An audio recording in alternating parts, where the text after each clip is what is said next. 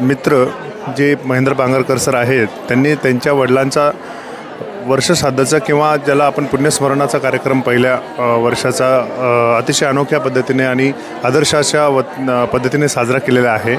बघू शकतो ही पुस्तकं जेवढी आलेली आहेत त्यांना गिफ्ट्स, त्यांनी ॲक्च्युली आवाहन केलं होतं की कृपया दुखावटा न आणता त्याऐवजी नवे किंवा जुने पुस्तक आणावे।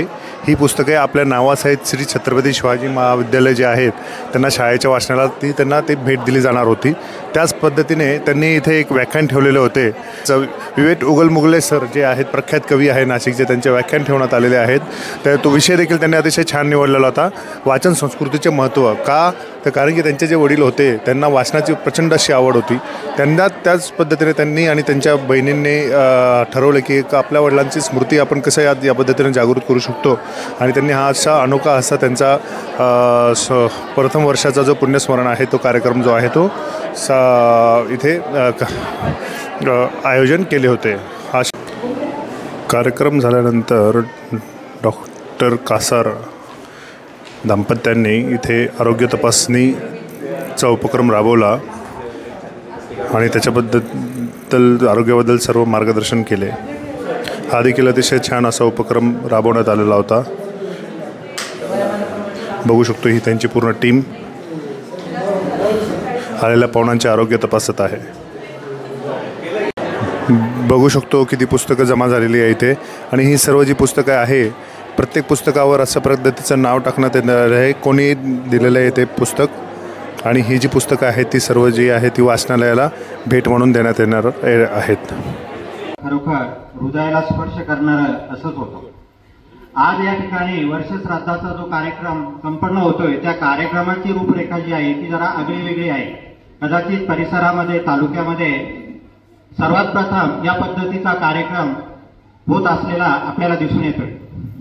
सर्वसाधारणपणे आपण त्याच गोष्टी ऐकत असतो आणि त्या ऐकून आपल्याला नंतर कंटाळा येतो। प्रत्यक्ष जीवनामध्ये आपण कुठल्या प्रकारचं परिवर्तन झालेलं दिसत नाहीये। महेंद्र पांगरकरांच्या लक्षात आलं, त्यांच्या पांगरकर सरांच्या मुलींच्या लक्षात आलं आणि एकत्र बसून त्यांनी हा एक चांगला वेगळा असा निर्णय घेतलेला आहे की आपले वडील गेले आणि वडिलांची आठवण म्हणून वडिलांचा आवडता छंद काय होता, वडिलांना आवडत काय होतं, त्याच गोष्टीला जर आपण 1 वर्षानंतर उजाळा दिला तर कदाचित त्यांचे विचार हे समाजापर्यंत सततपणे पोहोचत राहतील। हा उद्देश त्यांनी डोळ्यासमोर ठेवून या कार्यक्रमामध्ये वेगळेपण आणण्याचा प्रयत्न केला आणि समाजाला एक दिशा दाखवण्याचा प्रयत्न केलेला। असं म्हणतात की एक पाऊल उचललं तर रस्ता तयार व्हायला लागतो। इच्छा प्रत्येकाची असते पण पाऊल कोणी उचलायचं?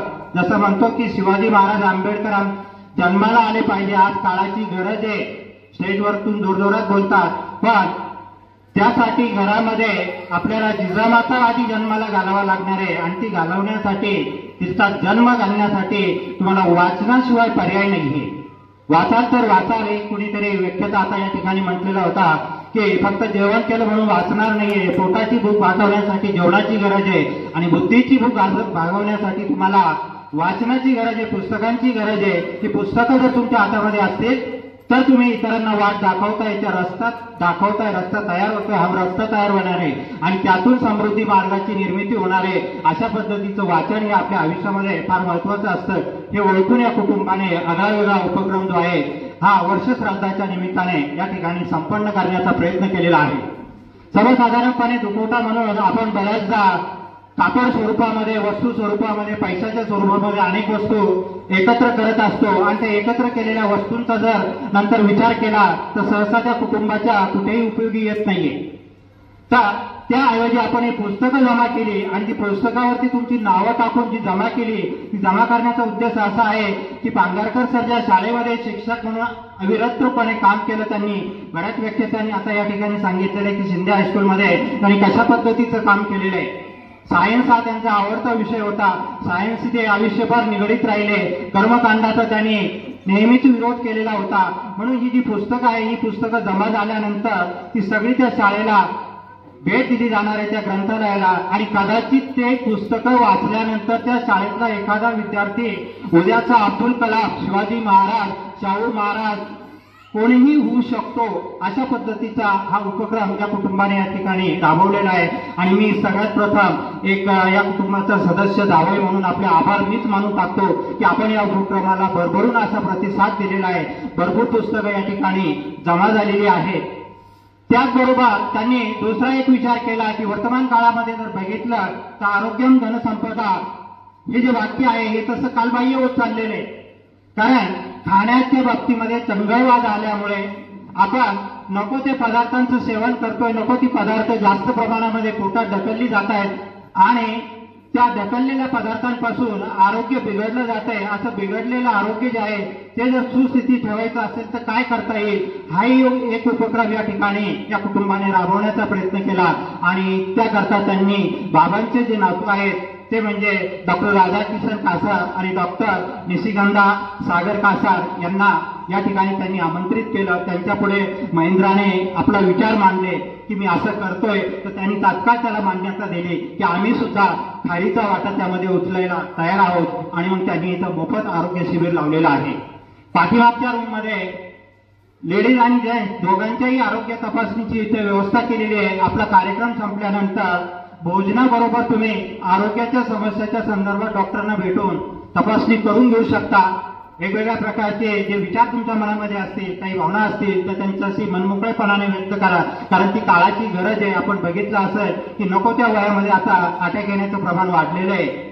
या गोष्टी होऊ नये हेच या पांगरकर कुटुंबियांनी मनात घेतलं आणि या पुस्तकाबरोबर वाचन संस्कृतीला जसा उजाळा द्यायचा, हातभार लावायचा, त्याचबरोबर आरोग्याच्या दृष्टिकोनातून हातभार लावण्याच्या दृष्टीने सुद्धा त्यांनी इथे या उपक्रमाचं आयोजन केलेलं आहे.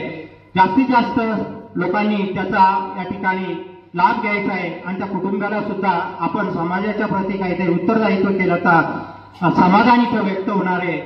अशा पद्धतीच्या या कार्यक्रमाची आजची रूपरेखा आहे. तर आजच्या कार्यक्रमाचे प्रमुख व्याख्याते जे आहे विवेक चिंतामण उगले साहेब यांना मी विनंती करतो. त्याआधी त्यांचा परिचय तर खरं मी त्यांच्याशी चर्चा केली. जवळजवळ 20 ते 30 प्रकारचे पुरस्कार त्यांना मिळालेले. 20-25 ठिकाणी ते कार्यक्रमाचे अध्यक्ष म्हणून त्यांनी स्वीकार केलेल्या अनेक प्रकारची त्यांनी पुस्तकं लिहिलेली. हा सगळा बायोडाटा माझ्याकडे आहे. मी सरांना बोललो, सर म्हटले की माझा कुठल्याही प्रकारचा परिचय करून देऊ नका. म्हणजे खऱ्या अर्थाने ज्यांचं वाचन असतं, वाचनाला ज्यांनी स्वतःला वाहून घेतलेलं आहे त्यांना विनाकारण आपल्या नावाने कुठेतरी वेगळ्या पद्धतीचा गाजावाजा करणं आवडत नाहीये. हे व्यक्तिमत्व आज आपल्या ठिकाणी उपस्थित आहे. मी त्यांचे प्रथमतः मनपूर्वक आभार मानतो आणि विवेक सरांना मी विनंती करतो की त्यांनी आपल्या मनोगतामध्ये प्रारंभ करावा.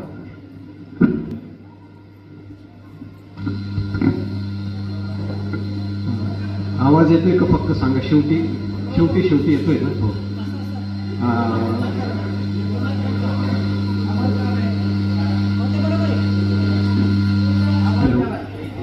हॅलो, नमस्कार. प्रथमतः पूज्य गुरुवर्य पांगरकर सरांच्या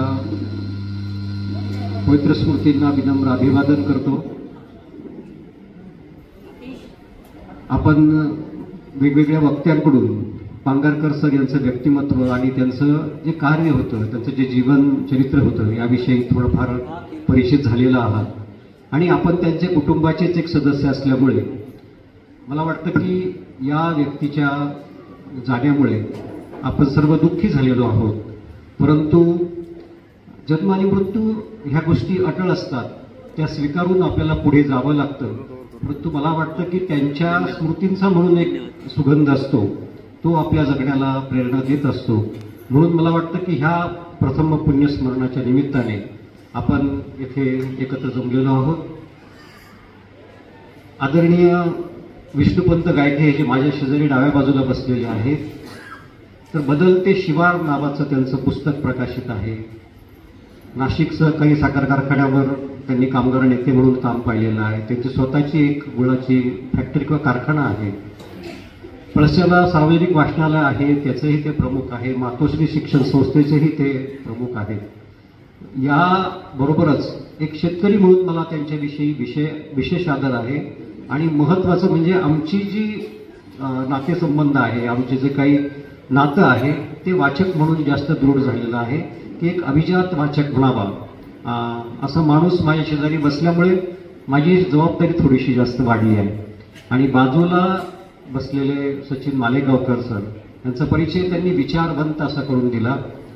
मी ते शेजारी बसले म्हणून नाही, तर आज कार्यक्रम ज्यांनी आयोजित केला त्या महेंद्रजींना माझं सायकलवरच्या कविता नावाचं पुस्तक दिलं आणि त्या पुस्तकामध्येही मी त्यांचा आदरपूर्वक उल्लेख केलेला आहे की केवळ माझ्या कविता वाचून तो काव्यसंग्रह प्रकाशित करावा, त्याच्यासाठी जे काही पैसे खर्च करावे असं ज्या माणसाला वाटलं ते हे सचिन मालेगावकर.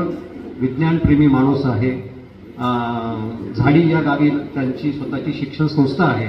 परंतु मला वाटतं की आमच्या तिघांचा जर एक कॉमन एक आवड आहे, छंद आहे किंवा आमचा जो ऋणानुबंध आहे तो पुस्तकांचा आहे, याचा येथे आदरपूर्वक उल्लेख करतो. जीवनी नवतेज राहो अंतरंगी भावना, सुंदराचा वेध लागो मानवाच्या जीवनात. आता सुंदरतेचा वेध म्हणजे काय, तर मला वाटतं की पंतांनी सांगितलं की जेव्हा आपल्याकडे काही धार्मिक कार्य असतं, दशक्रिया असतं, वर्षश्राद्ध असतं, त्यावेळेस आपण कीर्तन किंवा प्रवचन सेवा अशा पद्धतीचं काहीतरी आयोजन करत असतो. तर मला वाटतं की सरांचे जे विचार होते ते त्यांच्या मुलामध्ये म्हणजे महेंद्रजींमध्ये आले, त्यांच्या मुलींमध्ये आले. आपण त्यांच्या नातीला ऐकलं. तर मला वाटतं की डोळ्यातून पाणी काढणं ही सोपी गोष्ट नसते, परंतु तिच्या बोलण्यामध्ये जो सच्चेपणा होता त्या सच्चेपणाला ही दिलेली सलामी होती की तुम्ही डोळ्यामध्ये तुमच्या अश्रू जमा होतात. ती छंद घोटाळती ओठी नाचणं भिंगरी, त्याच्या साध्या ओळी सुद्धा झपाटती भारी. जे तिने फार मोठं तत्वज्ञान मांडलं असं नाही, तर आमचे आजोबा कसे होते, आमचे बाबा कसे होते, हे जे अति साध्या साध्या शब्दांमधून सांगितलं, तर मला वाटतं की माझ्यासारखाही एक माणूस झपाटून जाऊ शकतो. अशा प्रकारचं काम पांगरकर सरांचं होतं. त्याविषयीच आपण आता बोलणार आहोत. आणि उजव्या बाजूला जो ग्रंथ जमा झालेले आहे, तर माझ्याकडे एक छोटीशी अशी महाले म्हणून एक कवी होते आणि त्यांनी सांगितलं की कळण्या मोल सुखाचे तुला विधीने दुःख दिले. जे वडील जाणं ही सगळ्यात मोठी दुःखाची गोष्ट आहे की आपल्या डोक्यावरची मौदाट सावली आपल्यातून निघून जाते आणि मग बाहेरचं ऊन म्हणजे परिस्थितीचं ऊन आपल्या डोक्याला चटचटायला लागतं. कळण्या मोल सुखाचे विधीने तुला दुःख दिले, या दुःखातोडे निज सौख्याची उधळीत जातो गोड फुले. आता गोड फुले म्हणजे काय, तर मला वाटतं की ही जी पुस्तकं आहेत त्यांना अक्षर फुलं म्हणतात. ही अक्षर फुलं उधळण्याचं जे सुंदर काम महेंद्रजींनी केलंय याबद्दल मी त्यांना मनापासून सॅल्यूट करतो, नमस्कार करतो. की आपलं दुःख उरात ठेवून मला समाजासाठी काही करता येईल का. मला वाटतं की त्यांचं जे विज्ञान या विषयावरचं कॅलेंडर आहे की 365 जे दिवस आहेत त्या प्रत्येक दिवशी कोणता शोध लागला, कोणत्या शास्त्रज्ञाने काय चांगलं शोधून काढलंय त्याविषयीची माहिती त्याच्यामध्ये शॉर्टमध्ये दिलेली आहे. आणि त्याचा जो QR कोड आहे तो जर तुम्ही स्कॅन केला आदल्या दिवशी तर तुम्हाला त्याविषयी माहिती मिळते. तर मला वाटतं की इतकं महत्त्वाचं काम आहे की ते शासन स्तरावर स्वीकारलं जावं आणि शासनाने त्या यंत्रणेमार्फत सगळ्या शाळांमध्ये प्रत्येक विद्यार्थ्यांपर्यंत पोहोचवावं असं ते काम आहे. माझ्या परीने सचिनजी असतील किंवा पंत असतील, आपल्यापैकी कोणी असेल इथे असेल तर हे काम विद्यार्थ्यांपर्यंत कसं पोहोचेल याचाही आपण प्रयत्न केला पाहिजे. आज त्यांच्या कार्यक्रमाला आलो म्हणून नाही, तर मला वाटतं की जे चांगलं काम आहे, आज तुम्ही विचार करा छत्रपती शिवाजी महाराज जाऊन 400 वर्ष झाली आहेत, आपण का स्मरण करतो त्या महाराजांचं, की कारण त्यांनी केलेलं काम इतकं मोठं आणि महत्वाचं आहे की केवळ स्वातंत्र्य किंवा स्वराज्य मिळालं नाही तर आपण चांगलं कसं वागावं हे ज्या राजाने आपल्याला शिकवलं, तर म्हणून त्यांना आपण मानाचा मुजरा करत असतो. त्याच अर्थाचा हा महेंद्रजींचा प्रयत्न मला अतिशय स्तुत्य आणि उपक्रमशील असं वाटतो. आता सरांच्या जावई बापूंनी सांगितलं की विवेक उगले यांनी सांगितलं की परिचय करून द्यायचा नाहीये, तर मला वाटतं की तो ओघाडी येईल. आणि तुम्हाला असं वाटले की सरांच्या कार्यक्रमाला जे गणिताचे आणि विज्ञानाचे शिक्षक होते किंवा महेंद्रजी एका विज्ञान क्षेत्राशी संबंधित काम करतायत, तर विवेक उगलमुगले हा कोणीतरी शाळेमध्ये कॉलेजमध्ये अत्यंत हुशार आणि त्याचं नाव लौकिक वगैरे असेल असं काही नव्हतं. मी सगळ्यांना प्रामाणिकपणे सांगू इच्छितो की वैनती विद्यालय जी महाराष्ट्रातली नावाजलेली शाळा आहे, त्या मी शाळेत शिकलो निफाड तालुक्यामध्ये, निफाडला. त्या शाळेमध्ये मी एक अत्यंत सामान्य विद्यार्थी होतो. मला शिक्षकांनी जर विचारलं की तुझं नाव काय, नवीन शिक्षक आल्यावर विद्यार्थ्यांना विचारतात की तुमचं ओळख करून द्या, नाव सांगा. त्यावेळेस विवेक चिंतामण उगल मुगले असं नाव सांगतानाही माझी जीव अडखळायची, माझ्या पायामध्ये कापरं सुटायचं, मला भीतीने काटे यायचे. आणि काहीतरी मोठा गणिताचा पेपर आता सोडवायचा की काय या पद्धतीची कोरड माझ्या घशाला पडायची. मग मी केव्हा तरी 8वीला असताना आमच्या शाळेत एक एकांकिका बसली आणि त्या एकांकिकेतल्या त्या म्हणजे जे जाधव सर होते त्यांनी सांगितलं की तू एक भूमिका करायची आहे. आणि म्हटलं मला तर कोणतेच डायलॉग पाठ होणार नाही, मला भीती वाटते, लोक समोर बघितल्यानंतर मला घाबरायला होतं. ते म्हणाले नाही, ती भूमिकाच घाबरलेल्या आणि पळून आणलेल्या मुलाची आहे. तर आली का पंचायत, मी ती भूमिका केली, ती परशुराम सायकलकर नाट्यगृहात सादर झाली. आणि मला जे काही 1-2 डायलॉग होते ते मी रात्रंदिवस झोपेत वगैरे वाचून पाठ करून ते म्हणालो. आणि ते इतक्या भीतीने म्हणालो की त्यांना ते खरं वाटलं. आणि मग त्यासाठी काही टाळ्या म्हणा किंवा असं काहीतरी झालं. आणि पुढे एक चित्रकलेची परीक्षा होती, तिथे मी थोडंसं यश मला मिळालं. आणि शेवटी 10वीची जी परीक्षा आहे ती खूप प्रयत्नपूर्वक मी 10वीला प्रथम श्रेणीत उत्तीर्ण झालो. मी मुद्दाम तुम्हाला माझा जीवनपट यासाठी सांगतोय की हे सगळं असं घाबरत, भीत, एक अशा न्यूनगंड अशा सगळ्या वातावरणामध्ये निफाडला मानकेश्वर वाचनालय नावाचं 1919 सालचं वाचनालय आहे. त्या वाचनालय म्हणजे मला दिसायला चांगलं नव्हतं, आताही नाहीये. मला खेळ येत नव्हता, मला अभ्यासात गती नव्हती, घरात परिस्थिती अतिशय सामान्य होती. माझे वडील जरी शिक्षक होते तर ते STC शिक्षक होते, म्हणजे DED पेक्षाही साधा कोर्स होता. आणि मग त्या शिक्षणानुसार पगार म्हटल्यानंतर ही 4 भावंड, त्यांना आई वडिलांचे पाहायचं, आणखी त्यांना सामाजिकतेचा काहीतरी कार्यक्रम करायचे आहेत, तर घराच अडचण असायची. मग आपल्याला काहीच काही जमत नाही म्हटल्यानंतर मला वाटलं की जे शाळेमध्ये कोणीतरी शिक्षक येऊन, कोणीतरी मोठी माणसं येऊन सांगतात की वाचा वाचा वाचा, म्हणजे काय करायचं. तर मी त्या म्हणजे माझ्या आईने जे ग्रंथालय लावलेलं होतं ते पुस्तक बदलायचं जबाबदारी माझ्यावर होती. आणि मग तिथे बाह्य पडित गुरुजी नावाचे एक सेवादलाचे महामंत्री, त्यांचा मुलगा तिथे ग्रंथपाल होता सुधाकर म्हणून, ते आता नाहीयेत, ते गेले, कालातीत झाले. तर त्यांना विचारलं मी की इथं मोठ्यांची कथा, कादंबरी, कविता, प्रवास वर्णन, नाटकं हे सगळं आहे, लहान मुलांना काय. तर त्यांनी सांगितलं की मागे एक असं बालविभाग आहे आणि तिथं कोणीच जात नाही म्हणाले. तर तुला हवं असलं तर तू तिथं जा, हवी तेवढी पुस्तकं वाच. तर मी भीत गेलो. मग तिथे जी पुस्तकं पडलेली होती ती बघायला लागलो, त्याची मुखपृष्ठ पाहायला लागलो, त्यातली मधली चित्र पाहायला लागलो, त्याची जी काही मांडणी असेल ती बघायला लागलो. आणि माझ्या लक्षात आलं की इथं खरंच कोणी नाहीये. मग माझी भीड चेपली. मग ती परीची, जादूची, राक्षसांची किंवा ते चांदोबा नावाचं मासिक त्यावेळेस जोरात होतं. आणि मग ते चांदोबा वाचायचं करता करता माझ्या लक्षात आलं की अरे इथे शिवाजी महाराजांवर पुस्तकं आहेत, महात्मा फुलेंवर आहेत, महात्मा गांधींवर आहेत, टिळकांवर आहेत. तर ही पुस्तकं आपण वाचली पाहिजे. मग थोडी थोडी विज्ञानाची पुस्तकं. मग असं करता करता ती एक वाचनाची गोडी निर्माण झाली.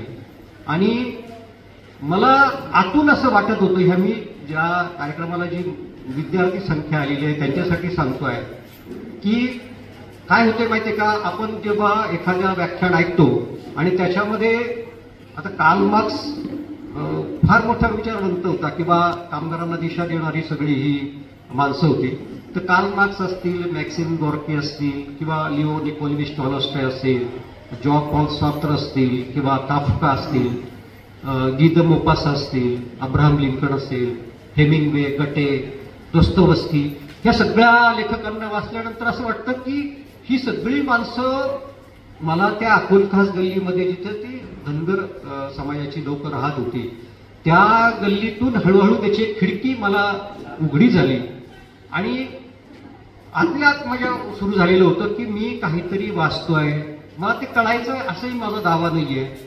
ते सगळं माझ्या लक्षात राहिलं, मला समजलं किंवा मी त्याच्यात ते प्रत्यक्ष जीवनात वावरलं असं मला म्हणायचं नाहीये. फक्त मला हे सांगायचं आहे की जे कोणी पालक इथे आहेत, आमच्या माता भगिनी आहेत, त्यांना मला सांगायचं आहे की विवेक उगलमुगलेला एक मानकेश्वर वाचनालय नावाची मातृसंस्था मिळाली.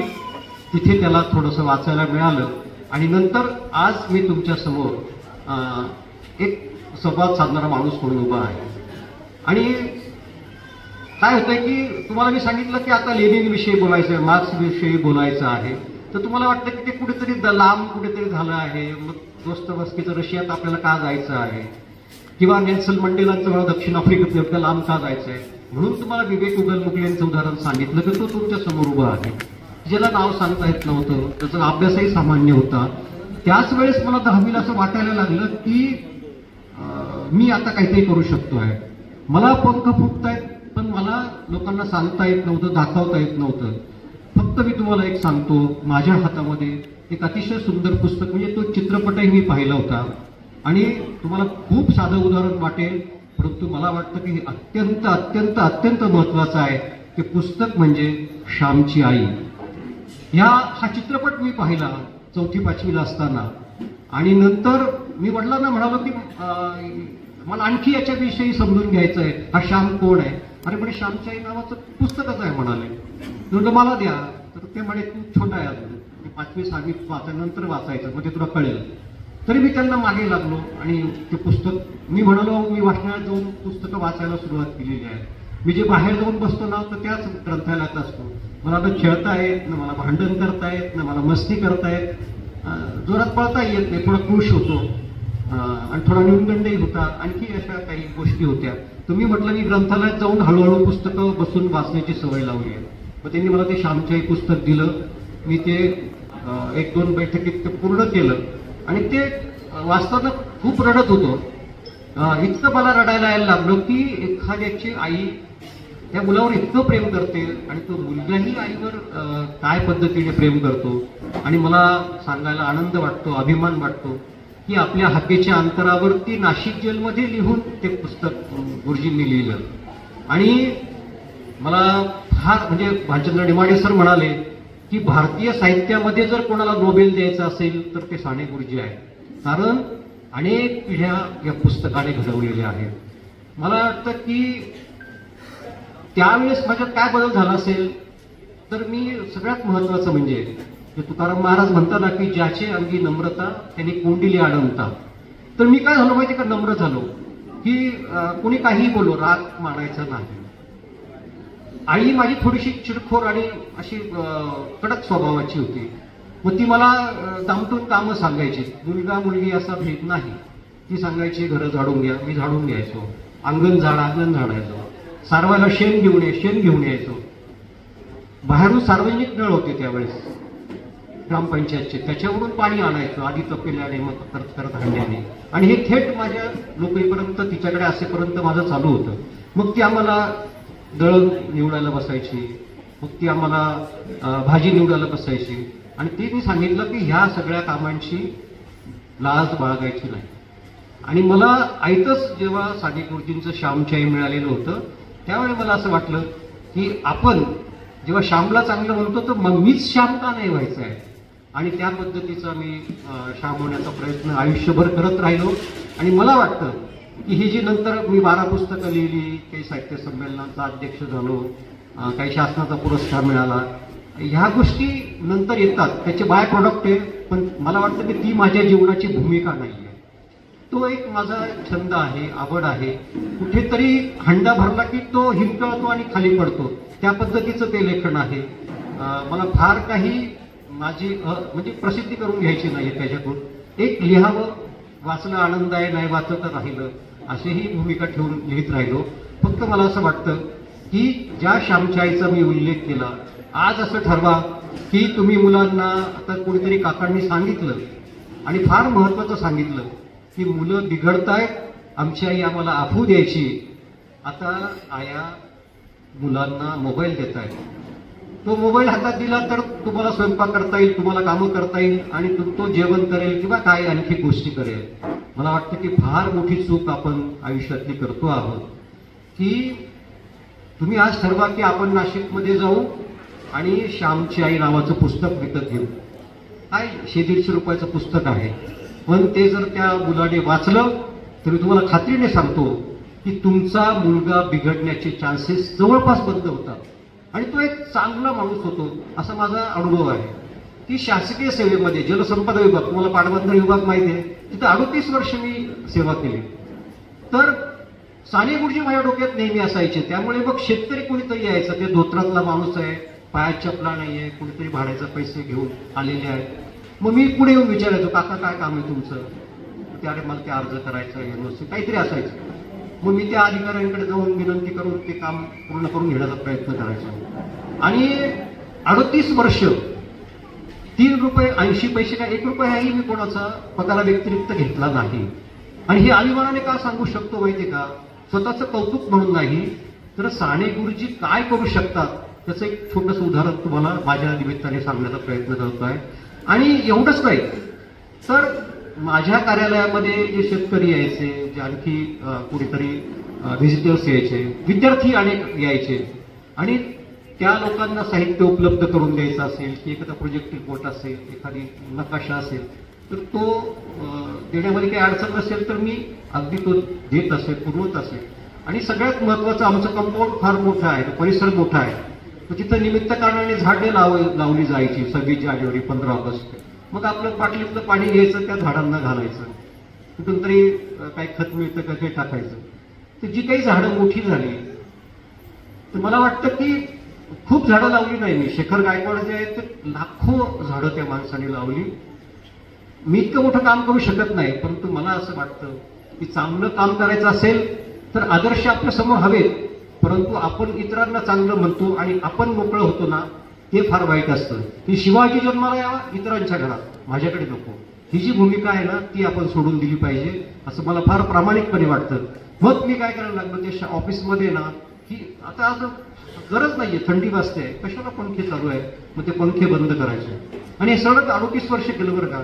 की ऑफिसला जाताना शेवटी राहायचं, सगळे लोक गेले तर कुठे कुठे फॅन चालू आहे बंद करा, लाईट कुठे चालू आहे बंद करा, पाणी कुठे कुठे कोट्या उघडे ठेवून लोक निघून जायचं, बंद करायचं. फार मोठं काम केलंय का? मला काही पद्मश्री किंवा भारतरत्न मिळालं पाहिजे का? नाही.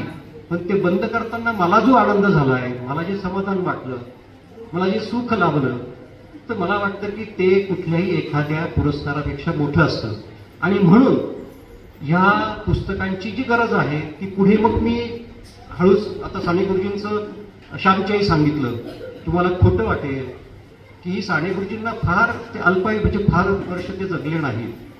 त्यांनी सुसाईड केलं शेवटी. त्यांना हा सगळा स्वातंत्र्य मिळाल्यानंतर त्यांनी बघितलं की काय दंगले चालले आहेत, काय हिंदू मुस्लिम भांडतायत. त्या माणसांनी उद्विग्न होऊन आत्महत्या केली. आणि त्यांच्या एका पुस्तकात मी वाचलं की एक चिमणीचं पिल्लू खाली पडलं तर गतप्राण झालं, आणि त्यांच्या विद्यार्थ्यांना त्यांनी सांगितलं की मी आज जेवणार नाहीये, मला सुतक पडलं. इतका संवेदनशील माणूस. आणि मग अशा साने गुरुजींकडून आपण काय घ्यायचं, तर ती संवेदनशीलता घ्यायची. आता आपण बघतो की मुलगा बाहेर पडल्यानंतर तो कुठे जाईल, त्याचे मित्र कोण आहे, तो काय करणार आहे, नवीन एखादी भानगड तर घरात आणणार नाही ना, अशी जी काळजी आई वडिलांना वाटते. मी तुम्हाला सांगतो की साने गुरुजींनी त्यांच्या आयुष्यामध्ये 113 पुस्तकं लिहिली. तर तुम्ही कपडे घेतात, खाऊ घेतात, खेळणी घेतात, मोबाईल घेतात, केक घेतात, त्याच्यापेक्षा असं मधून मधून खरेदी करायला गेलात ना तर आपण एक पुस्तक विकत घ्या अशी तुम्हाला विनंती करतो. आणि चांगलं वाईट आपोआप समजतं. तुम्ही अगदी जनावर जरी असेल ना, गाय असेल, म्हैस असेल, बघून त्यांना बघा, तुम्ही हिरवा चारा टाकून बघा, काँग्रेसचं गवत काय खायचं त्यांना समजतं. मुलांनाही तसं समजतं की नेमकी पुस्तकं कोणती चांगली आहे. पुस्तकं 2-3 प्रकारची असतात. ती ज्ञानाची असतात, माहितीची असतात, प्रबोधनाची असतात. काही पुस्तकं विज्ञानाची वगैरे पुस्तकं असतील तर ती अशी रंजक नसतात.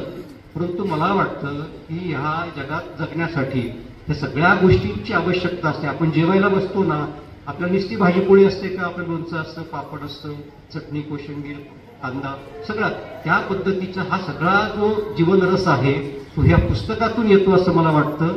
आणि तो फार महत्वाचा आहे. होतंय काय की एखाद्या कार्यक्रमामध्ये आपण म्हणतो वाचाल तर वाचाल, किंवा रोज जे स्टेटस ठेवतात त्याच्यात वाचण्यासंबंधी असतं. परंतु मी स्वतःला असा प्रश्न विचारतो की माझ्या घरामध्ये किती वृत्तपत्र येतात, मी किती मासिकांचा किंवा अनियतकालिकांचा सभासद आहे, मी किती ग्रंथालय लावलेली आहेत. पण मी तुमचा आदर ठेवून सांगतो की लोकांना सांगण्यासाठी म्हणून नाही, किंवा अगदी असंही म्हणा की मला दाखवायचं आहे तरी चालेल, परंतु मी तुम्हाला सांगतो की 3 वाचनालयांचा मी आजीवन सभासद आहे. तिथून चांगली पुस्तकं मिळतात, मी वाचतो, मला काहीतरी एक दृष्टी मिळते. आणि ती फार आवश्यक आहे की अक्षरपेरणीसारखं मासिक आपल्या घरात आलं पाहिजे. किंवा मुलं घरात असतील तर किशोर, ठकठक, मुलांचे मासिक, पाणिणी, लाडोबा, ही पुस्तकं तुमच्या घरात यायला हवी, आपल्या घरात यायला हवी.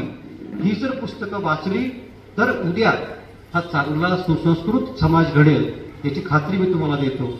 आणि तुम्ही असं बघितलंय का की एखादा चांगला वाचणारा आता एखाद्याने जर फक्त कथा कवी म्हणजे कादंबऱ्या वगैरे वाचल्या आणि त्या विरोधी पद्धतीच्या वाचल्या, ते खून, बलात्कार, दरोड अशी जे रेल्वे स्टेशनवरची पुस्तकं मिळतात ना, ती पुस्तकं नका वाचू. तुम्ही असं ठरवा की एक होता कारभार, काय लिहिलंय त्या पुस्तकामध्ये, आई नाही, वडील नाही, तो मुलगा जगप्रसिद्ध शास्त्रज्ञ झाला, वेगवेगळे शोध लावले. किंवा महात्मा गांधी, अहो राष्ट्रपिता का म्हणतात या माणसाला? एक पुरुष माणूस आहे, पंचा आहे, डोळ्यांवर एक साध्या काड्यांचा चष्मा आहे, की उचललेस तू मीठ मूठभर साम्राज्य असा खचला पाय. का खचला? तर मला असं वाटतं की गांधीजींचं सत्याचे प्रयोग किंवा आत्मकथा, छोट्या छोट्या गोष्टी दिल्या आहेत त्याच्यामध्ये. आत्मचरित्रामध्ये फार भव्य दिव्य गोष्टी नाहीच आहेत, परंतु तरीही सत्याचे प्रयोग ही सगळ्यात जे दर्जेदार पुस्तकांमध्ये एक पुस्तक मानलं जाते. याचं कारण असं आहे की गांधीजींनी, मी साधा मुलगा होतो ते कबूल केलं आहे, मला शाळेमध्ये फार येत नव्हतं कबूल केलं आहे, किंवा मी चोरी केली, मी दारू प्यायलो, मी वडील जात असताना पत्नीच्या खोलीत झोपलो, तर अशा प्रकारच्या चुका त्या माणसाने मान्य केल्या. परंतु मला वाटतं की चुका करणं, त्या मान्य करणं इथपर्यंत ठीक आहे. पुढे ते परिमार्जन करण्यासाठी म्हणून ज्या वाटा शोधल्या, जे उपाय शोधले, हे मला वाटतं की फार अफलातून होते. आणि मग हा माणूस जगाचा आयकॉन झाला. महात्मा गांधीजींवरती आतापर्यंत 2 लाखांच्या वर पुस्तकं लिहिली गेली आहेत. अनेक देशांमध्ये त्यांचे पुतळे आहेत, अभ्यासिका आहेत त्यांच्या नावाने. का आहेत? तर मला वाटतं की ते साधेपणाने जगले. तुम्ही काय होते माहिती का, अगदी जवळ शाळा असते, त्या मुलाला पटकन मागे बसवतात किंवा 4 व्हीलरमध्ये ठेवतात आणि घेऊन जातात. महात्मा गांधीजी असं म्हणतात की माझ्या मोठेपणाचं रहस्य काय आहे की मी शाळेसाठी खूप लांबवर पायी चालत जायचो. म्हणजे पायी चालत जायला काय झालं माहितीये का की त्यांना ह्याच्यानंतर त्यांनी पूर्ण भारत पाहिला, किंवा जे वेगवेगळे आंदोलनं केली, सत्याग्रह केले, तर ते म्हणतात की सगळं माझं मूळ त्या पायी चालण्यामध्ये आहे. आपण काय केलंय माहिती की मारली की इतकं बसलो गाडीवर का निघालो. 56 वर्ष म्हणजे माझी मुलं, माझे नातेवाईक, गल्लीतले लोक, ऑफिसचे लोक मला बोलायचे, कशाला सायकल चालवतो तू? अहो मी म्हटलं मी गांधीजींना फॉलो करतोय, मी त्यांचं काहीतरी आत्मसात करायचा प्रयत्न करतोय. परंतु आता 2 वर्षापूर्वी समजा मी छोटी मोपेड घेतली असेल, तर तरीही मला असं वाटतं, सायकलवाला माणूस बघितल्यानंतर मला विमळातल्या माणसापेक्षा त्याचा जास्त हेवा वाटतो, पायी चालणाऱ्या माणसाचा त्याच्याहून जास्त वाटतो. हे आपल्याला वाटणं, आपण माणूस म्हणून एखाद्या माणसाला समजून घेणं. नाहीतर माझ्याकडे 10, 20, 25 लाखाची गाडी आहे, मग तुम्ही तुच्छ आहात, तुम्ही गरीब आहात, या प्रकारचे जर भेद केला तर तुमचा मुखभंग, तेजोभंग व्हायला फार वेळ लागत नाही. हे लोकांसाठी तुम्ही दाखवता श्रीमंती आहे. तर मला असं वाटतं की मी तुम्हाला सांगितलं की चांगल्या कामाची सुरुवात स्वतःपासून होते. तर मी फक्त ऑफिसमध्ये चांगला वागलो का, माझ्या आईशी चांगला वागलो का? त्यानंतर माझं 88 साली जेव्हा लग्न झालं आणि माझी पत्नी सुदैवाने दुर्दैवाने मुंबईमधली आहे आणि मी एका ग्रामीण भागातला होतो, तर मी तिला असं सांगितलं की माझ्याकडे ह्या सगळ्या भौतिक म्हणजे टीव्ही, काय गाडी वगैरे ह्या नाहीये, पण मी तुला माणूस म्हणून वागवेन. आणि नुसतं सांगितलं नाही, तर आईला ज्या पद्धतीने मी मदत करायचो की घरं झाडायचे असतील, पसारा आवरायचा असेल, अंथरून टाकायचं असेल, काढायचं असेल. आता पाहुणे आल्यानंतर आपण थोडीशी सभ्यता बाळगतो की आपणच पाणी द्यायचं काही काम नाही, तर तेवढं करावं समजा. पण अगदी आजही म्हणजे काल पण मी तुम्हाला सांगतो की भाजीपाला घेऊन आलो ना, तर सगळ्या भाज्या निवडून काढल्याचं उठलोच नाही. छान वाटतं अशी गवार निवडून बघा, ती वाल सोलून बघा, मेथी निवडून बघा, शेपू निवडून बघा, छान वाटतं. आणि सगळ्यात महत्वाचं काय माहिती का, की जेवायला बसलो ना की आपण हॉटेलसारखं म्हणतो भाजीत मीठ जास्त आलं, ती तिखट झाली. अरे कशाला बोलता, कोण आहात तुम्ही? अब्जावधी लोकांमध्ये तुम्ही एक स्वाधा जंतू आहात. काही सूचना नम्रपणे जशा आपण आईला, बहिणीला, मुलीला करतो त्या पद्धतीने पत्नीशी करा, असंही मी तुम्हाला सांगतो. की मला वाटतं की समजा आळणी खाल्लं तर ते तब्येतीला चांगलं आहे ना. आणि एक कॉम्प्लिमेंट द्या, जेवायला बसलो ना की स्वयंपाक छान झाला, किंवा चहा घेतला, चहाची म्हणजे चहा छान झालाय. काय होतं, त्या गॅस जवळ, चुली जवळ किंवा त्या शेगडी जवळ जी माऊली स्वयंपाक करते, जी चटके सहन करते, तिचं कुठेच कौतुक होणार नसेल. तर मला वाटतं की छत्रपती शिवाजी महाराजांचं नाव घेण्याचा आपल्याला अधिकार नाही. ते मोठे का झाले, की आईच्या पायाशी बसलेले होते. किंवा असं सांगितलं जातं की शिवाजी महाराजांनी पहिला अपराध म्हणजे कोणाला केला असेल ते एखादे पाटील नावाचा माणूस होता आणि त्यांनी बलात्कार केलेला होता एका मुलीवरती. त्यांनी सांगितलं की याचे हातपाय कोपऱ्यापासून तोडा. नुसतं तोडा नाही म्हणाले, तर तोडून त्याला बरंही करा. इथपर्यंत थांबले नाही तर त्याला रोज चावडीवर आणून बसवा. का बसवा? लोकांना बघू द्या की माय माऊल्यांची जर इज्जत घेणार असेल तर तुमचे हे हाल होतील. मला ही गोष्ट फार महत्वाची वाटते की आपण महाराजांच्या नावाने जय जयकार करतो, फ्लेक्स लावतो, आणखी काय काय करतो. त्याचबरोबर आपल्या घरामध्ये जिजाऊ असते, आपल्या घरात सोयराबाई असते, येसूबाई असते, आपण का नाही त्यांना मान सन्मान देत? असा साधा सवाल या पुस्तकाच्या निमित्ताने मी आपल्याला करतो. अशी खूप पुस्तकं आहेत की काय होतं माहिती का, की दलित साहित्य आहे, विद्रोही साहित्य आहे, ह्या कविता आहे, ह्या प्रकारची मांडणी आपण करतो. पण मला वाटतं की एखादं पुस्तक तुम्ही हातात घ्या आणि ते वाचत जा. आता पळशासारख्या गावामध्ये विष्णुपंत गायके वाचनालय चालवतात. वाचनालय चालवतात, लोक सभासद होत नाही. सभासद झाले तर वाचत नाहीत, वाचले तर समोरच्याला प्रतिक्रिया देत नाही. किंवा मी पुस्तक वाचून फक्त करमणूक करणार नाहीये, माझा वेळ घालवणार नाहीये, तर त्या पद्धतीने तो जो मार्ग दाखवलेला आहे त्याच्यावरून जर तुम्ही चालत गेलात, मी तुम्हाला खात्रीने सांगतो, तुम्हाला असं वाटेल की माझे पाय सोन्याचे झालेले आहेत. म्हणजे काय माहितीये का, की आज त्या वाचनाचा परिणाम असा झाला की मी महाविद्यालयात गेल्यानंतर वेगवेगळ्या ज्या स्पर्धा आहेत त्याच्यामध्ये सहभाग घ्यायला लागलो. माझ्या असं लक्षात आलं की मुलं खूप आहेत, शेकड्याच्या मुलं आहेत, पण निबंध लिहित नाहीये, कुणी वक्तृत्व स्पर्धेत भाग घेत नाहीये, कुणी काव्य वाचनमध्ये भाग घेत नाहीये, किंवा पेपर लिहायचा त्या लेक्चरला काय बसण्याचा मुलं कंटाळा करतायत. मी त्या गोष्टी छानपैकी केल्या, त्या अभ्यासिकेत बसून राहिलो. नंतर हळूहळू आमचे जे प्राचार्य होते डॉक्टर PS पवार नावाचे, त्यांच्या लक्षात आलं की हा मुलगा कॉलेजची सगळी पुस्तकं वाचतोय. एक दिवस त्यांनी माझा हात धरला, ते ग्रंथपाल ठाकरे म्हणून सर होते, त्यांना सांगितलं की या मुलाला 1-2 पुस्तकं नका देत जाऊ, त्याला हवी तितकी पुस्तकं द्या. तर मला वाटतं की कौतुक म्हणून सांगत नाहीये, आपण एखादा छंदाचा जर ध्यास घेतला तर प्राचार्य हे फार मोठं पद असतं विद्यार्थ्यांसाठी. त्यांच्या समोरही उभं राहायला विद्यार्थी घाबरतात. परंतु मी जेव्हा महाविद्यालय सोडलं त्यावेळेस जो काही गॅदरिंग वगैरे प्रकार असतो, सरांनी तिथे काही स्टॉल लागलेले होते आणि सगळ्या मुलांसमोर म्हणाला, विवेक इकडे, मला तुला चहा पाजायचा आहे. आपल्याकडे best student of the year वगैरे असे पुरस्कार नाहीये म्हणाले, पण माझ्याकडून मी तुला चहा देतोय म्हणाले. सगळे विद्यार्थी बघत होते.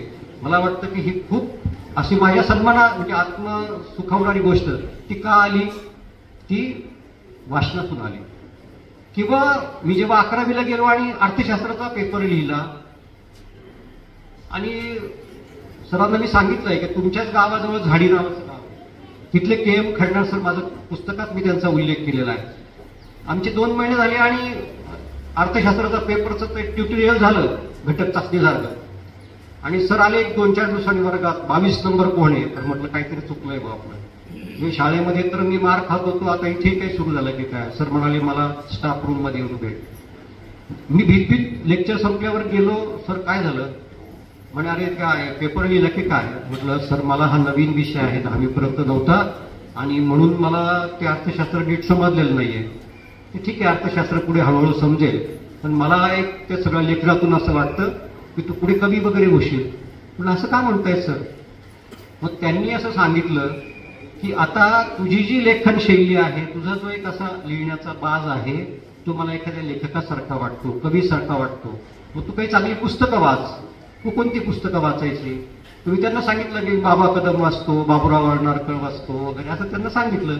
साने गुरुजी ते म्हणाले ते वाचतो काही हरकत नाहीये, पण तुला थोडंसं आता पुढे जावं लागेल, पहिलीतून दुसरी, दुसरीतून पाचवी, 10वी असं पुढे पुढे जावं लागेल. मग त्यांनी मला कोसला नावाचं पुस्तक दिलं सर. ते कोसला पुस्तक घरी घेऊन गेलो, 2, 4, 5 पानं वाचले आणि कंटाळलो. सरांना म्हणालो की सर ते फार कंटाळवाणं पुस्तक आहे, मला काहीच लिंक लागेल म्हटलं. त्यांनी सांगितलं फार मोठी चूक करतोय विवेक तू. हे कोसला पुस्तक आहे ना, चीज आहे चीज. हे पुस्तक बैठक मारून वाच, तुला कळेल काय लिहिलं आहे.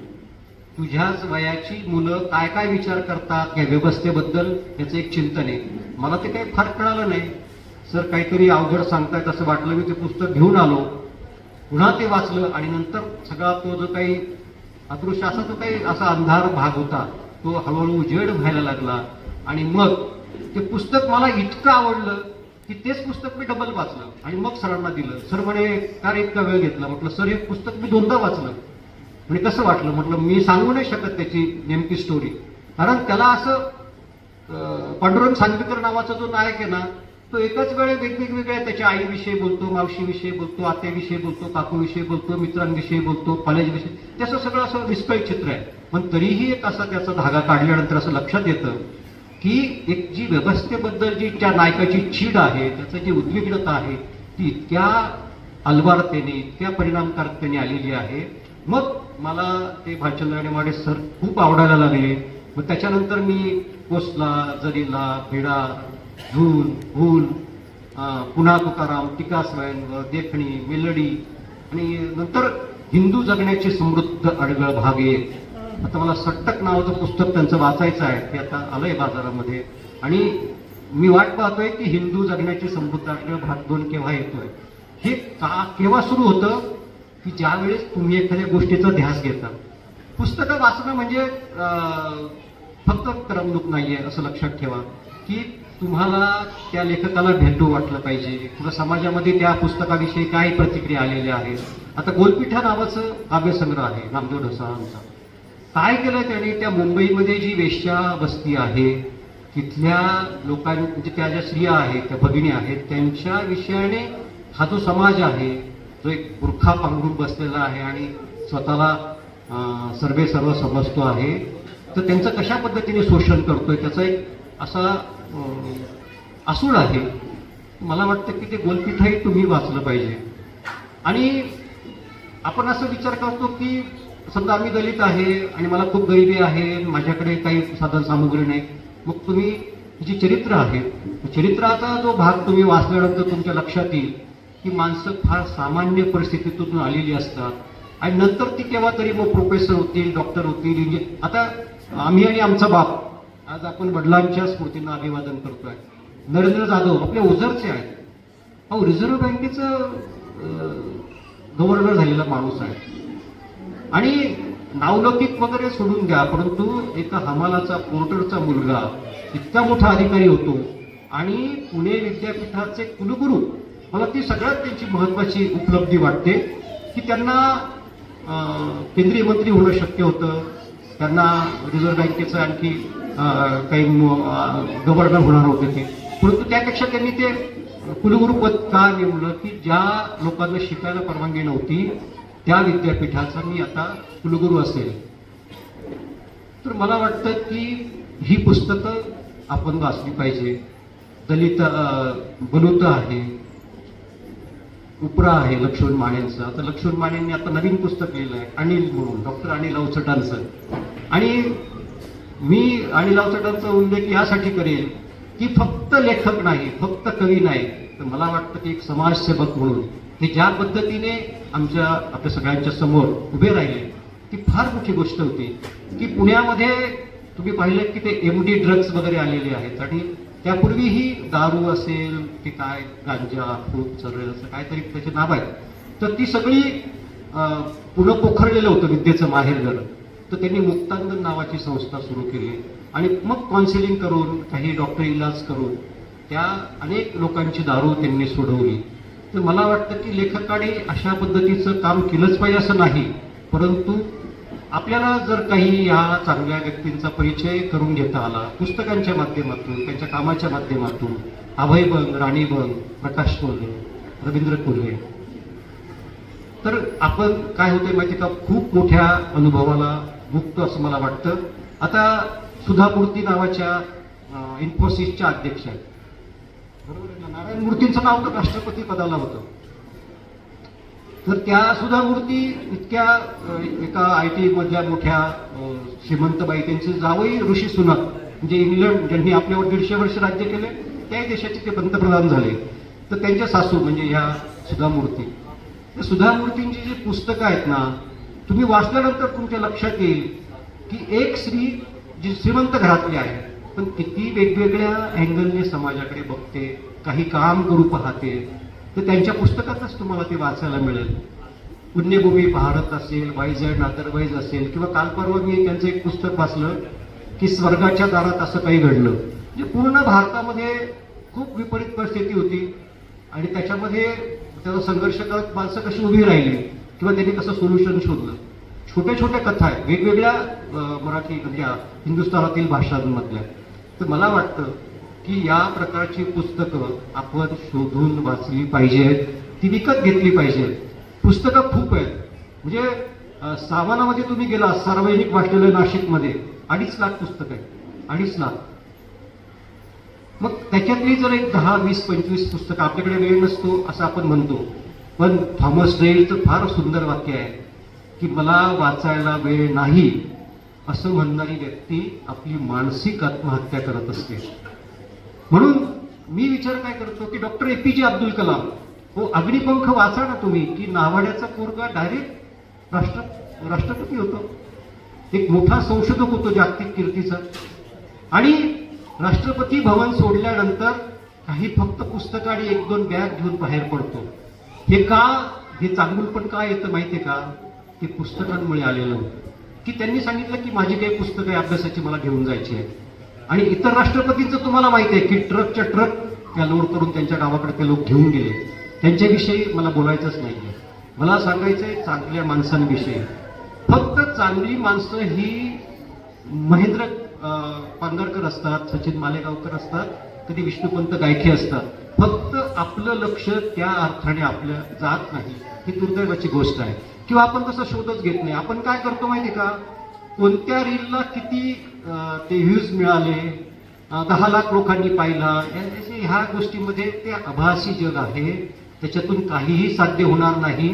आणि आता प्रयागला कुंभमेळा भरला, सचिन सरांना मी म्हणालो अधिकृत आकडेवारी गव्हर्नमेंटनी म्हणजे मी बातम्यांवर ऐकली म्हणून सांगतो की त्याच्यात असं सांगितलं की 60 कोटी लोकांनी प्रयागराजला महाकुंभामध्ये ते स्नान केलेलं आहे. वाईट आहे असं मी म्हणत नाही, पण मला वाटतं की 60 कोटी लोकांनी जर पुस्तकं वाचली तर भारत महासत्ताने तर जगाचं नेतृत्व करू शकेल खऱ्या अर्थाने. एक सुखी संपन्न आपण म्हणतो ना रामराज्य, ते येऊ शकतं. फक्त गरज आहे की पुस्तकं. मला सांगा बरं का, माझा वेळ संपला, मी काय पुस्तकांचं सुरू झालं की मला थांबवत नाही. आणि 15 मिनिटे ओके. तर ह्या गोष्टी मी यासाठी सांगतोय की अनेक गावांमध्ये साहित्य संमेलन असतात, आपण तिकडे जात नाही, मुलांना पाठवत नाही. परंतु कुठे जर मॉल असेल, त्या मॉलमध्ये मी मुद्दाम फिरायला अशासाठी जातो की तिथं कोण जातं, तिथं तरुण मुलं मुली, मग ते आईस्क्रीम खातात, पिझ्झा बर्गर, ते मंचुरियन वगैरे, ज्या गोष्टी आपण खायला नको पाहिजे, ज्या तब्येतीसाठी अत्यंत अपायकारक आहे, त्या मॉलमध्ये तुम्ही जातात, कुठे एक्झिबिशन भरलं अगदी जातात, नको त्या गोष्टी विकत घेऊन येतात. परंतु आपल्याला असं वाटत नाही की ही चांगली जी पुस्तकं आहेत, बरे संत साहित्य असेल, संत साहित्यामध्ये सगळ्याच काही परमेश्वराच्या गोष्टी सांगितल्यात असं नाही. परमेश्वराच्या संदर्भ घेऊन चांगलं वागण्याच्या गोष्टी सांगितलेल्या आहेत. आपण त्याच गोष्टी टाळतो आहे असं मला फार मनापासून वाटतं. अगदी साधी गोष्ट असते की आपण बाहेर पडलो ना की अननेसेसरी गाड्या वापरतो, किंवा हॉटेलमध्ये लोकांना बरं वाटावं म्हणून ते महागडे आईस्क्रीम खातो, नको त्या मोठ्या मोठ्या थाळ्या घेऊन खात असतो. तर हॉटेलमध्ये जाणं किंवा बाहेर फिरणं चुकीचं आहे असं नाही, परंतु त्याची लाईफस्टाईल नको बनायला. आपण जर साधे पद्धतीने राहिलो, आपल्या मुलांवर चांगले संस्कार केले, त्यांना योग्य वेळी त्यांच्या हातात चांगली पुस्तकं दिली, त्याच्या काही नोट्स. मी सचिन सरांना म्हणालो की तुमची जर शाळा तुम्ही चालवत असाल तर त्यांना मी ते स्वप्नपंख नावाचं पुस्तक दिलं. थोडंसं महागडं आहे, महागडं म्हणजे लोकांसाठी वाटतं, पण मला असं वाटतं की मी एक 10 लोकांना ते पुस्तक विकत आणून दिलं. काय माहिती का त्याच्यामध्ये, की लहान मुलं शिकत असताना त्यांनी त्यांची एक रोजनिशी घ्यायची. रोजनिशीमध्ये उठलो, नमस्कार केला, नंतर मी दिवसभरात काय चुका केल्या, काय बरोबर केलं, आणि त्याच्यानंतर मी काय निश्चय केला की मी खोटं बोललं असेल तर मी आता खोटं बोलणार नाही, मी त्याला काहीतरी वाईट साईट बोललो किंवा त्याची निंदा केली ते करणार नाही, मी आजपासून अभ्यास करेन, मी पाणी वाचवेन, मी निसर्गासाठी काय, अशा या पद्धतीचं छोट्या छोट्या गोष्टी करून ती जाड कादंबरी त्या राजेंद्र बनोसे नावाच्या डॉक्टरांनी लिहिलेली आहे. आणि नाशिक जिल्ह्यामध्ये चांदवडला ते डॉक्टर आहेत, ते बाबा आमटेंच्या तिथं हेमलकसाला गेले होते आणि त्यांनी सांगितलं मला इथे कुष्ठरोगांची सेवा करायची आहे. ते म्हणाले इथं पेक्षा तुम्ही एक अशा एखाद्या भागात जा जिथे डॉक्टर नाहीये, जिथं पुस्तकं नाहीयेत. मग ते चांदवडला आले, त्यांनी काही कादंबऱ्या लिहिल्या आणि सगळ्यात महत्वाचं त्यांनी आणखी काही पुस्तकं लिहिली आहेत. महात्मा गांधी दगड दवाखाना वगैरे काही कादंबऱ्या वगैरे पण लिहिल्या. पण त्यांची 2 पुस्तकं आहेत, अंघोळ पुराण आणि नख पुराण. छोट्या पुस्तकं आहेत सर, एकदम छोट्या छोट्या, म्हणजे पिल्लू पुस्तकं आहेत. पण मी त्या वाचल्यानंतर माझ्या असं लक्षात आलं की आपली नखं आपण नियमित काढायची असतात, आपले केस आपण नीट चाळायचे असतात, किंवा बाहेरून आल्यानंतर, हे कोरोना वगैरे नंतर आला, की आपले हात आपण व्यवस्थित धुवायचे असतात, पाय धुवायचे असतात, किंवा जे आपले जननेंद्रिय असतात तेही रोज स्वच्छ करायचे असतात. फक्त चेहऱ्यावर फेअर अँड लवली किंवा ते क्रीम वगैरे फासून ब्युटी पार्लरमध्ये जाऊन काही होत नाही. मला वाटतं की अंतर्गत स्वच्छता, मनाची स्वच्छता हा सगळ्यात भाग आहे आणि मुलींसाठी मुलांसाठी तो अत्यंत आवश्यक आहे. त्या पुस्तिका कुठे मिळतात का ते बघा. आणि मला वाटतं की चांदवडला आपण देवीला जातो ना, तसं त्या सरांकडे जाऊन सांगणं मला 2 पुस्तकं हवी आहेत म्हणून. काय होतं माहिती का, की आपण अशा पद्धतीने डेव्हलप झालेलो आहे ना की गावामध्ये जे महागडं असेल, म्हणजे लोक सांगतात की एवढी गाडी घेतली, इंटिरियर 10-20 लाखाचं केलं, मग असं काहीतरी सांगत बसत. मला त्या गोष्टी फार नाही आवडत. मी नुसतं ऐकून घेतो. ह्या कानाला जी छिद्र ठेवली आहे ना ती यासाठी की तुम्ही सांगा, मी सोडून घेतो. पण मला असं वाटतं की एखाद्याने प्रगती केली तर हरकत नाही, परंतु प्रगती योग्य मार्गाला लावली तर एक चांगला समाज पुढे येईल. ह्या दंगली होतात, ह्या धार्मिक गोष्टीवरून जे वाद होतात, ते कुठे चेंगराचेंगरी होते, त्या गोष्टी थांबू शकेल. समाजातलं जे वाईट आहे ते सगळं थांबवण्याचं काम पुस्तकं करतील. आणि मला वाटतं की पुस्तकं मस्तकं घडवतात म्हणजे काय, एक तो चांगला माणूस घडवतात की तो भ्रष्टाचार करत नाही, तो वाईट वागत नाही, तो त्रास देत नाही, तो हुंडा मागत नाही, तो छळ करत नाही. अशा खूप बारीक बारीक बारीक गोष्टी सांगता येतील की हे सगळं घडतं ते पुस्तकातून. आता आनंद यादवांची गोष्ट की तुम्ही म्हणाल की शहरातला सुधा मूर्ती वगैरे सांगतो, की आनंद यादव हा खेड्यातला कागल, कोल्हापूरच्या कागलचेच होते ते कागल. तर त्या छोटीशी शेती, घरात 18-20 दारिद्र्य, आणि मग कुठेतरी पुस्तकांचा संदर्भ लागला, हा मुलगा शिकला आणि नंतर पु ल देशपांडेंसारख्या एका चांगल्या विचारवंतांच्या किंवा महाराष्ट्र भूषण असलेल्या माणसाच्या ते संपर्कात आले. पुढे अखिल भारतीय मराठी साहित्य संमेलनाचे ते अध्यक्ष झाले होते महाबळेश्वरला. काही अडचणी आल्या, पण मला वाटतं की त्यांचा जो हा इतका मोठा प्रवास झाला.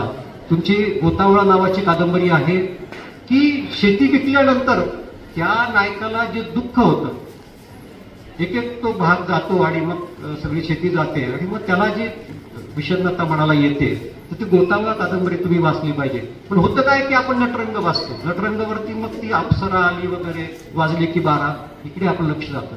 सिनेमा पहा, सिनेमा पाहायला माझं नाव नाहीये, छावा सिनेमा बघा, किती छान आहे. आणि आपल्याला हे स्वातंत्र्य मिळालं, आपण ह्या सावलीत बसलोय, ह्या लोकांनी बलिदान केलंय, ह्या महापुरुषांनी बलिदान केलंय. किती प्रचंड तो सगळा भगवत नाही इतक्या पद्धतीचा छळ त्यांनी केला.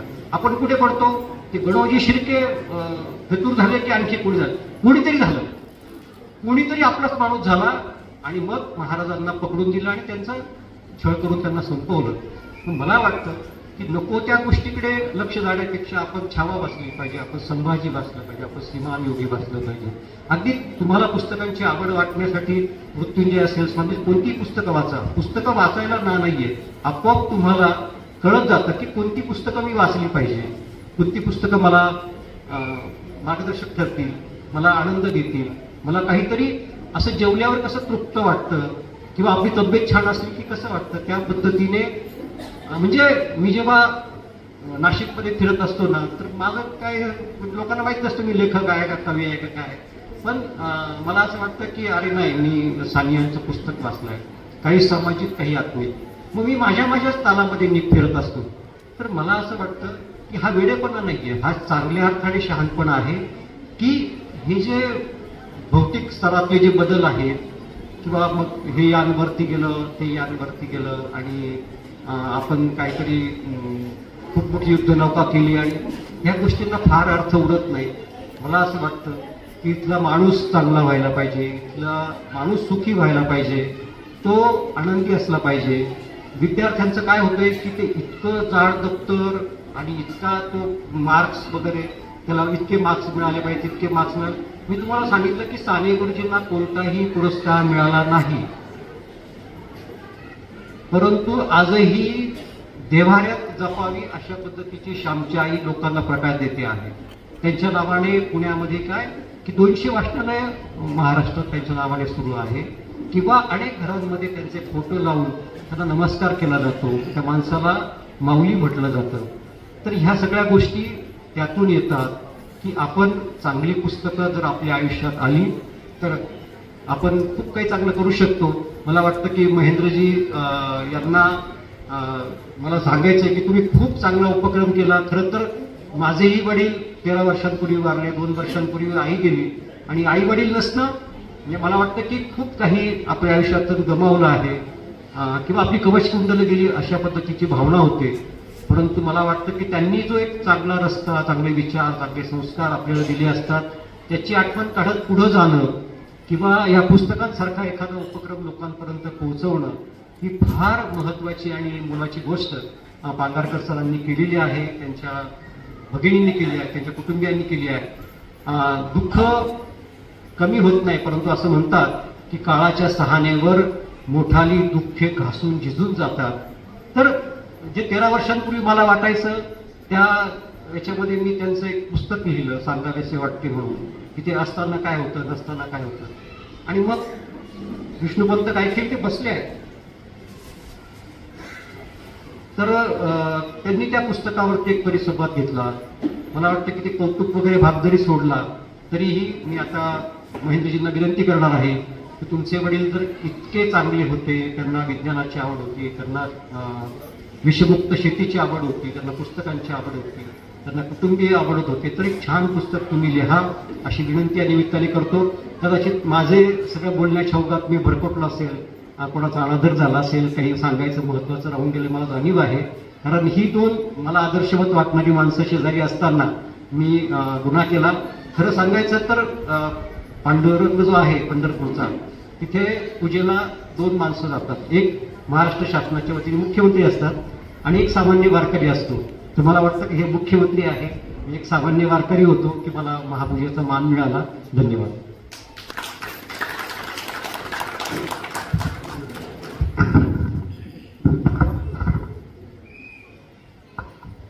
धन्यवाद सर. विवेक सरांनी सुंदर पद्धतीने वाचन का करावं याचं विवेचन या ठिकाणी केलं आणि समाजामध्ये वाचनाप्रती जागृती करण्याचा एक खारीचा वाटा त्यांनी या निमित्ताने उचललेला आपल्याला दिसून येतो. पुस्तके का वाचावी तर लेखक जो लिहित असतो तो 30 वर्षाच्या अनुभवातून त्यांनी लिहिलेलं पुस्तक आपण 3 तासात वाचतो आणि त्या अनुभवाच्या जोरावरती उरलेलं आपलं आयुष्य आपण सुखकर करतो. म्हणून पुस्तकं ही वाचायची असतात. आज या ठिकाणी हे मान्यवर उपस्थित झाले. पांगारकर कुटुंबियांच्या वतीने पूर्ण फुलाची पाकळी देऊन त्यांचा या ठिकाणी आपण छोटेखानी सत्काराचा कार्यक्रमाचं आयोजन करतोय. मी विवेक सरांचा सत्कार करण्यासाठी आमंत्रित करतो ग्रामीण उद्योजक आदरणीय महेंद्र पांगारकर. हे जे पुस्तक आहे असेच का हे पांगारकर सरांच्या नातीने स्वतः लिहिलेले आहे. ते पुस्तक सरांना या ठिकाणी महेंद्र पांगारकर प्रदान करतायत. धन्यवाद. यानंतर आशा करतो हा जो आदर्शवत त्यांनी समाजापुढे ठेवलेला आहे त्याचे आपण सर्वांनी अनुकरण करूया आणि अशाच पद्धतीचे कार्यक्रम हे आपण देखील साजरे करण्याचा प्रयत्न करूया. आशा करतो हा व्हिडिओ तुम्हाला आवडला असेल. व्हिडिओ आवडला असेल तर व्हिडिओला लाईक करा, जास्तीत जास्त शेअर करा, माझ्या चॅनलला सबस्क्राईब करा, जेणेकरून मी जे नवीन असे व्हिडिओ बनवत असतो त्याचे तुम्हाला नोटिफिकेशन मिळतील. धन्यवाद धन्यवाद धन्यवाद.